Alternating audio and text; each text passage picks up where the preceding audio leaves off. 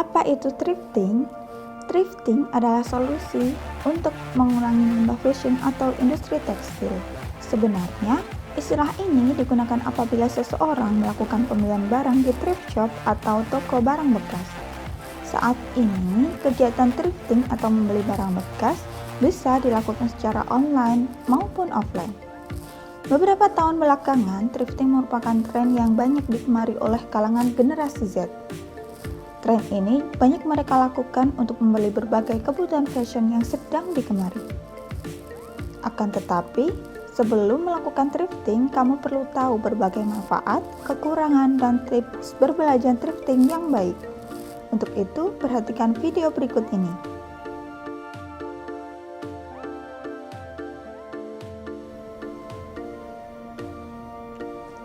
Pertama, menurunkan produksi karbon. Dengan membeli barang bekas, secara tidak langsung kamu ikut berkontribusi terhadap pengurangan produksi karbon di lingkungan.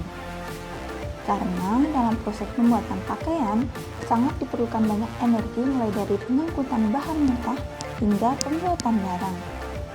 Dan saat ini, industri fashion setidaknya menyumbang 10% karbon dari emisi karbon dunia. Kedua, membantu menghemat air.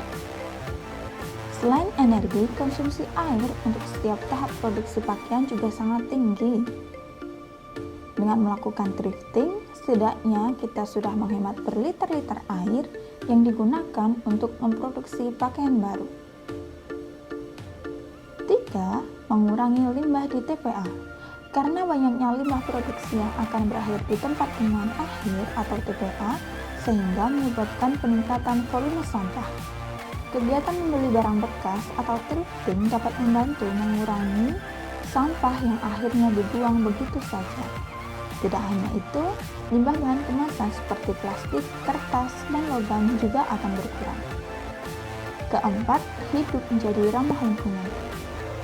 Saat membeli barang bekas, kamu akan mencegah barang tersebut dikirim ke tempat pembuangan sampah, serta mengurangi permintaan untuk produksi pakaian baru.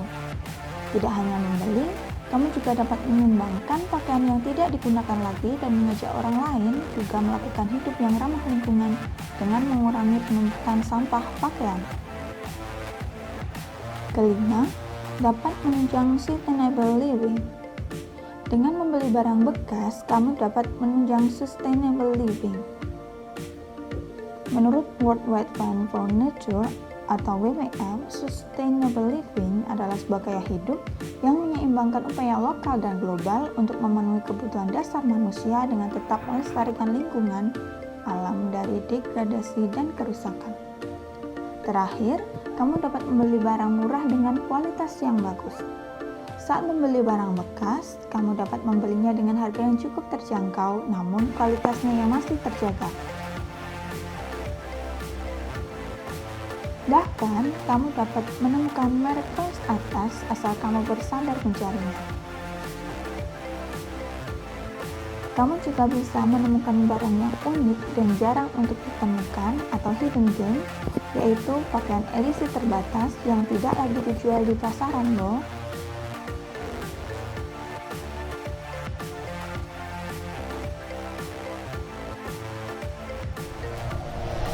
Yang pertama, dari sisi aturan. Ternyata, di Peraturan Menteri Perdagangan yang terbaru ditegaskan bahwa pakaian bekas itu dilarang untuk diimpor ke dalam wilayah Indonesia.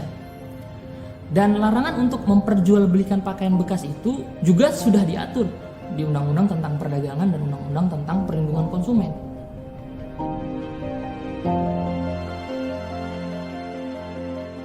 Berbagai macam alasan yang menyebabkan kenapa pakaian impor bekas ini dilarang. Yang pertama yang paling signifikan alasannya adalah mengenai kesehatan. Ternyata berdasarkan penelitian, di dalam pakaian bekas itu ditemukan koloni bakteri dan jamur yang merupakan penyebab dari munculnya berbagai macam penyakit.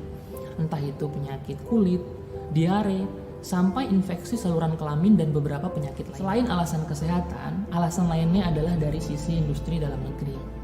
Ternyata, keberadaan pakaian impor bekas ilegal ini dapat meruntuhkan industri kecil menengah dalam negeri di bidang tekstil.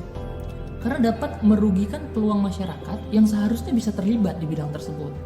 apalagi sampai mengancam peluang bersaingnya produk-produk lokal karya anak bangsa di mancanegara.